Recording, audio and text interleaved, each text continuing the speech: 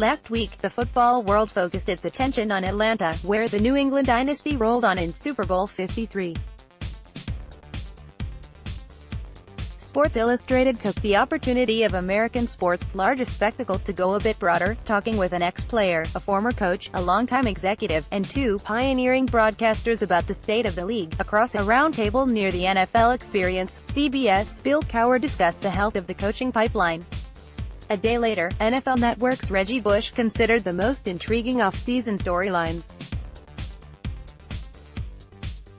From Radio Row, Hannah Storm and Andrea Kramer shared stories from their first season calling Thursday night games for Amazon. And in a 21st-floor office overlooking the Mercedes-Benz Stadium, ESPN analyst Louis Riddick explained how the league managed to produce a new set of stars.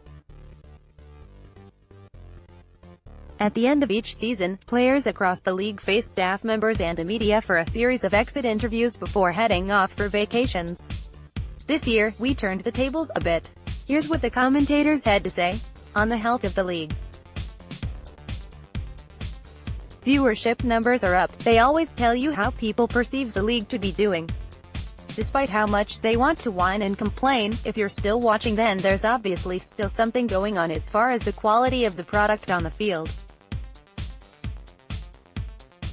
And I think a lot of that has to do with what are going to be the next generation of superstars. When you see guys like Pat Mahomes and you see Jared Goff and you see Andrew Luck is back now and he looks healthy, that's exciting for viewers. That's exciting for the league because we know how important that position is. I think people love offensive explosiveness. We saw a ton of that this year. You know what that does as far as the fantasy football market, what it does from the legalized betting market. Now obviously there's certain things that they need to clean up. You can't have situations like what happened in the Saints game. You have to address those things, although I would say those things are probably more of the exception, even though we all like to be about refereeing and officiating. You don't see that happen very often, something that egregious, but it is something that they have to get a hold of and make sure that it doesn't become more commonplace, because that changes the whole complexion of this game. So you want to make sure you don't have too many of those things happen to where people start having reason to start questioning the integrity of the game. You don't ever want that surrounding the league. But otherwise, what is there really to complain about? There's a lot of young stars. There's a lot of scoring. Social media has guys engaging with fans at this ridiculous rate. Right now, people can't get enough of the NFL. They just can't. On prior concern about the league's ability to create the next generation of stars. Well, there was at one time, and when you say next generation of stars, obviously you're talking about quarterback, because that's what people associate with the term stars. The league came to us. We had a meeting back in August. The league wanted to know who those guys were. When we identify them, when we really feel strongly about a certain person, let's start pushing it, because the league wants that. They want the people to know. For me it was Pat Mahomes, going all the way back to last spring. That's a good thing. I think you're gonna see more and more of that kind of real aggressive push out and roll out of these young guys. And I think because of the way offenses are changing now, I think guys like Kyler Murray were, maybe 10 years ago, people would say, he can't play quarterback. That's not what we're looking for. Now, people are going, yeah, bring him in here. Let's see what he can do compared to Baker Mayfield, Russell Wilson, Drew Brees. Now at the number one position, we're taking all body types. We can take the stoic Tom Brady type. We can take the Kyler Murray type.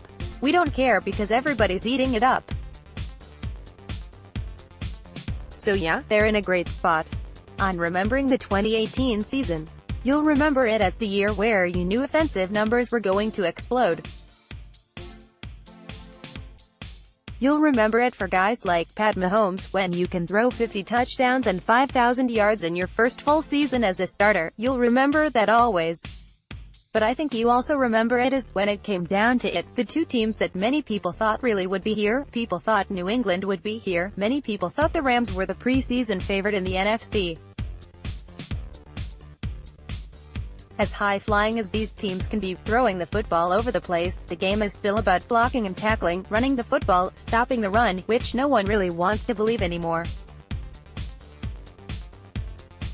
Everybody thinks it's just throw the ball all over the place, but it's not.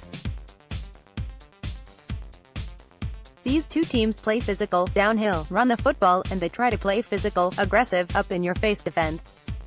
I don't care how much the game changes, unless they take pads off and make the NFL into a flag league, it's always going to be that, and it's funny how it all circled back to that now at the very end. I think people who really watch the game will realize that. Next 5 years, more Super Bowls, Rams or Patriots? It depends. Who will be in the Super Bowl more? I would probably say it'll be, as long as Bill Belichick and Tom Brady are there, it will be the Patriots. They just have the formula.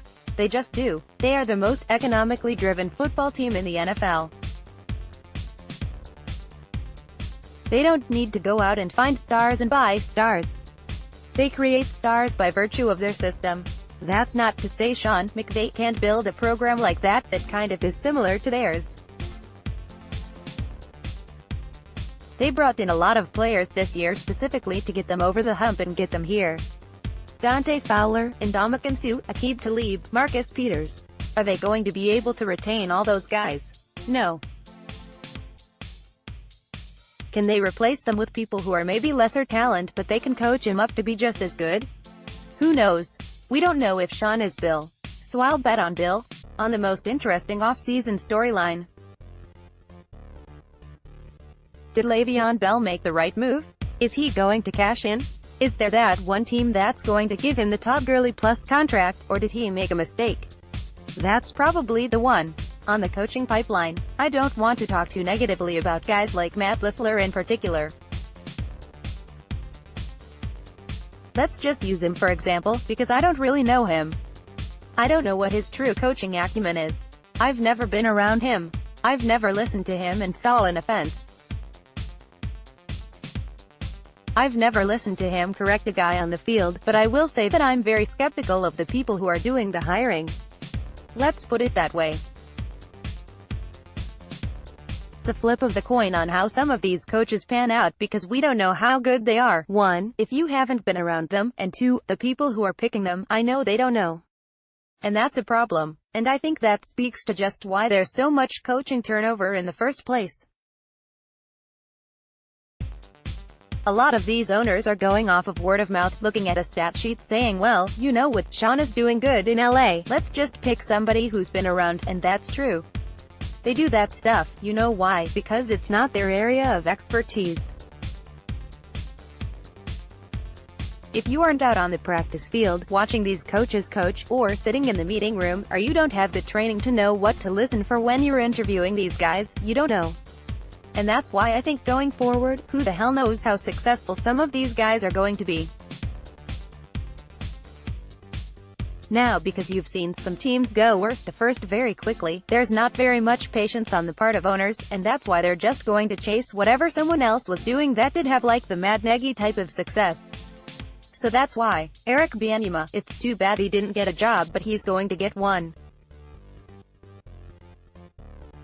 The guy, who's the quarterback coach in Kansas City, Mike Kafka, he's going to get a head coaching job here too because people are going to try and copy what Matt has done, copy what Doug Peterson did. So that's the league. The league is not, at the highest level sometimes, they are not very innovative. They're kind of like followers. That's what you know, to speak about Bill and Sean. Bill has never copied anyone. He's always at the forefront of everything. People copy him, when he's done, when he decides to walk away. I don't know who they're going to copy. Who knows, maybe it is Sean. How would you grade Roger Goodell in NFL leadership this year, on a scale of 1 to 10? They've got a tough job. I understand what they're trying to do and it's not always perfect. The one thing they could do much better of is kind of getting out ahead of stuff instead of always being so reactionary. So let's just say I'll give them a 5. I'll give him right down the middle. I'll take the easy way out because they really did need to be much more progressive and have a plan for stuff instead of, I think we have a plan, let's just throw this out there, see how people react. Oh, maybe that's not the best plan. Enough of that, whether it be personal conduct policy, whether it be player safety, whether it be the replay system now, it's always seemed like they're trying to catch up and that's annoying. On the hitting with helmet rule. We had a whole spiel from the head of officiating, Al Rivera, about the fact that the powers that be wanted it to be emphasized and wanted to be a priority about protecting players. Take the head out of the game, take the head out of the game, take the head out of the game. We heard it over and over and over, and the most talked about, one of the biggest plays of the season with the Super Bowl on the line, forget the pass interference, it's clear helmet to helmet. Where in the preseason, they would have thrown that flag, you would have saw all the refs throw the flag, you would have saw a yellow flag parade on that play. This one you have two guys 5 yards from the play, coning the play. Two referees looking right at it. Nothing. Incomplete. How the hell is that? That's a problem. On the rookie QBs, compared to expectations. I think it's kind of par for the course. Baker Mayfield did the kind of thing as far as lifting the team, the same way he did at Oklahoma. Josh Allen struggled with the same things in Buffalo he struggled with at Wyoming.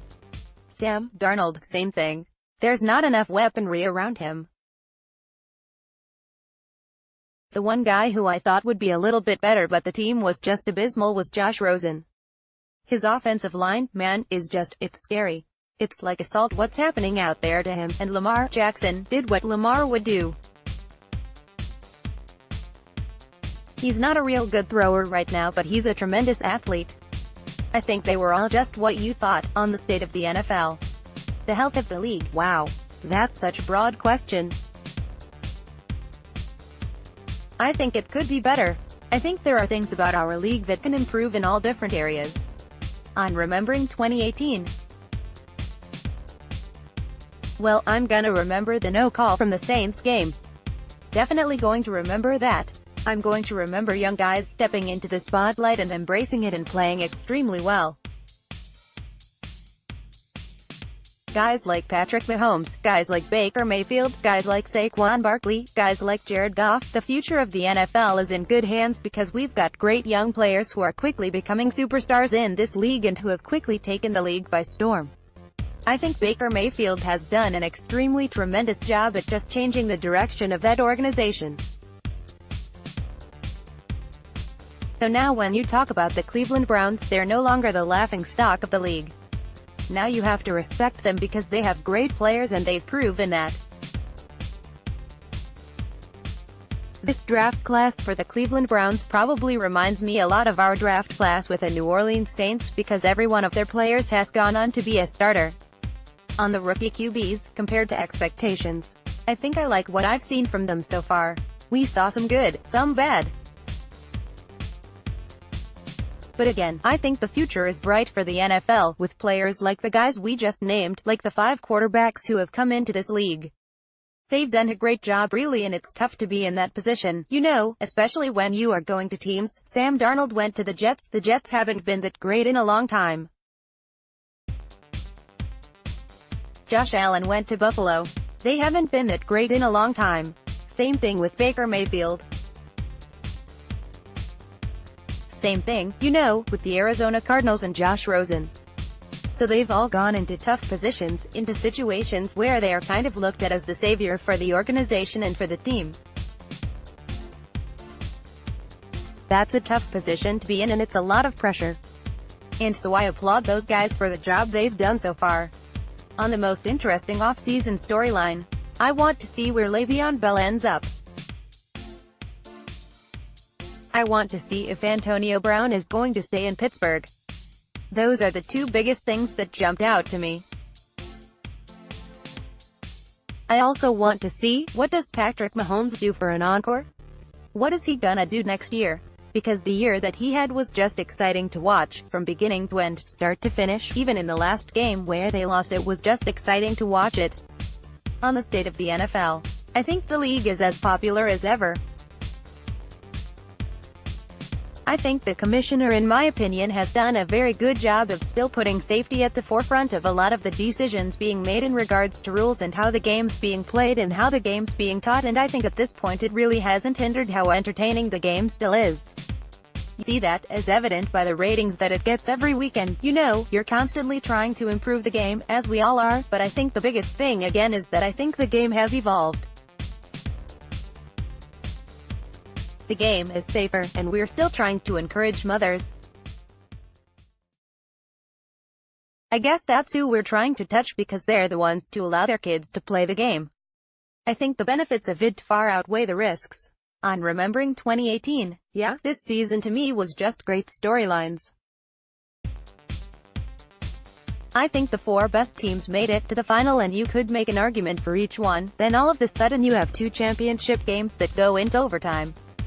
For the first time in 5 years the 2 road teams won. It just to me epitomized everything on the rookie QBs. I think they all played very well. There's a lot to be said for that. I think the league is in good hands going forward developing these guys. I think Baker, what he did certainly I think was well documented. I think he's still a very, very special player. No question about it. You can just see his presence on the field and he's kind of fun to watch. Next 5 years, more Super Bowls, Rams or Patriots? Listen, we'll all keep picking against the Patriots and all they do is keep defying the odds. I think you look at the younger team. You'd like to think that the younger team has a chance, so I'll probably have to go with the Rams for the next 5 years. How do you feel about the health of the coaching pipeline? It's good. I think I'd like to see more diversity having opportunities, and I think that we've got to do a better job of putting them in positions where they can be recognized. We have to do a good job of getting these guys in positions, maybe increase the internships that they do from the summer, make it a year-long process. Let those guys spend a whole year with the team as opposed to just a summer. On John Gruden, you've got to give that some time. What he inherited and what he had to do with some of the players in terms of we saw what he did with Khalil Mack. Rest assured that wasn't a financial decision. I think the jury is still out. I'm still waiting to see. I'm not ready to pass judgment. How would you grade Roger Goodell in NFL leadership this year, on a scale of 1 to 10? I think 8. I would say that. I think you're always pushing to do little things better. But I think with everything being said and done, I think this year, the popularity has never been better, the storylines are there. I think they worked through some of the safety issues with quarterbacks, with helmet-to-helmet hits, trying to touch on that at the beginning of the season. But then as the game went on, I thought you allow the players to play and I think they adapted somewhat, so I thought it was a very successful year. On the state of the NFL.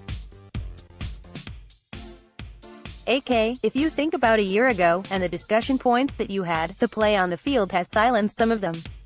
I'm disappointed that you had a weekend of championship games, which were 2 overtime games, absolutely incredible performances, that was marred by officiating inconsistencies.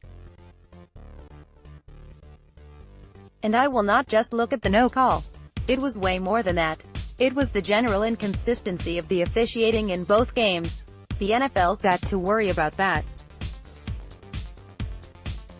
But from an NFL standpoint, if you're concerned about the health of the NFL, all the naysayers were saying the ratings were down. Well, ratings were great. Very entertaining product. Great product. HS, yes, thank you. Thank you, Chiefs. Thank you, Rams. Thank you, Saints. Very entertaining. What have you learned this year? What's different about you two now compared to when it started? HS, I think that was a pretty steep learning curve. Just the pacing of the week because it's very similar to what the teams go through. They play on Sunday and we are full steam ahead to prep for Thursday. So, a lot of information. I think we were pretty creative too, about a lot of the people that we talked to outside of the obvious, outside of the players and the coaches. AK, Ed McCaffrey, Archie Manning, Oliver Luck, Connie Watt, Larry Fitzgerald Sr. We also had Eddie George. before we did the Chiefs game. This to me typifies a lot of what we try to approach Patrick Mahomes, at this point the presumptive MVP. It's a huge game going into the Chargers. He's been on the cover of every magazine. Who can we talk to that's a little bit different? So we talked to Magic Johnson about the no-look pass.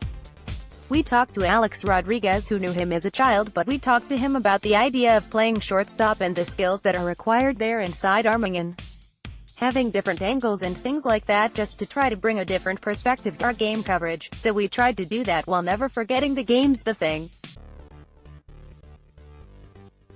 But Patrick Mahomes goes off, we have a different way to talk about it. She mentioned Eddie George before. That was actually before the Titans game, and you know, he had kind of mentored Derrick Henry, and then Derrick Henry has this magical night with that 99-yard touchdown run, a historic night. And we kind of had that conversation in our back pockets. We've had a lot of fun, and I think we learned that those were pretty valuable conversations.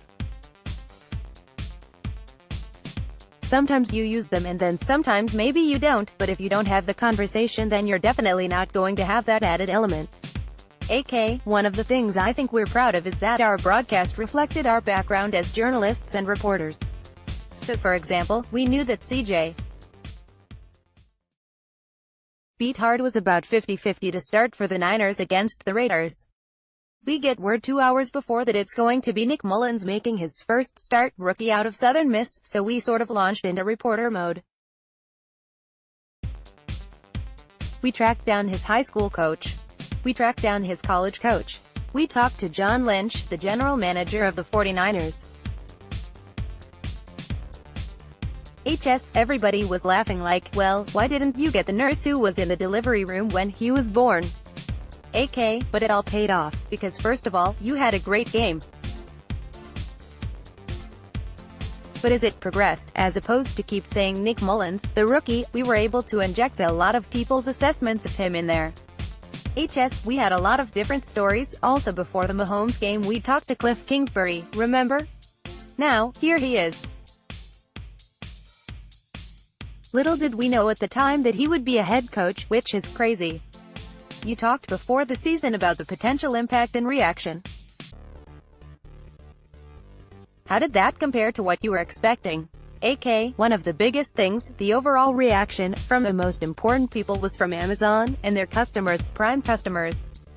And their actions speak first by re-signing us 6 months early. Anytime the season ends, you're like, we don't have a game next week. And they had already resigned us, which was just a great feeling of validation. And then on a personal level, Anna and I consistently heard from players and coaches. We get on our production calls and they'd be like, oh, we're so proud of you, we're so proud of what you're doing, and, oh, by the way, we have daughters. They listen. This is really important. Randomly, I would run into, like, this executive for TD Ameritrade, and he was like, yeah, great broadcast, and I was like, wow, you listen. You heard it. He was like, oh, yeah? I have 2 daughters and they're like, Daddy, we want to watch the girls talk about football, and I thought that was really cool. But actually we are broadcasting in over 200 countries. The cool thing I think is that for a lot of people, their first exposure to NFL football is having 2 women call a game, which is really nice. Then I think that Andrea does a great job of not just assuming that everybody understands all the terminology and knows it. So she's not just like, ORPO, jet sweep, blah, blah, blah. She'll fold in like, what are we talking about here? Not dumbing it down, but in a very sort of graceful, informative way, so that if you're not a big football fan, because who knows, people listening in other countries, they're not growing up with American football, you'll enjoy it more because you'll have a better understanding of what the heck we're talking about. Andrea certainly could show off her encyclopedic football knowledge. She doesn't do that. The 3 of us are sitting on a couch right now, and we hope that somebody who is watching just kind of feels like they're sitting on a couch with us, as enthusiastic about it as we are, because we love the sport. As we know from being seasoned broadcasters, if the chemistry comes off as the broadcasters having fun, the audience is right there along with you. And that we're really grateful that we did it with each other. I know there's nobody else I would have wanted to work with. That makes it all pretty special too. We had what I call our small and mighty team. We have 2 producers. They happen to be women. It's just this wonderful opportunity. As you get a little bit more experienced and later in your career, where you want to work with the people you want to work with, and you want to be able to do what you want to do. To Amazon's credit, they have never put any parameters on, you gotta do this, you gotta say this, you can't do that. So we get to do what we want to do, and that is worth its weight in gold. It's amazing.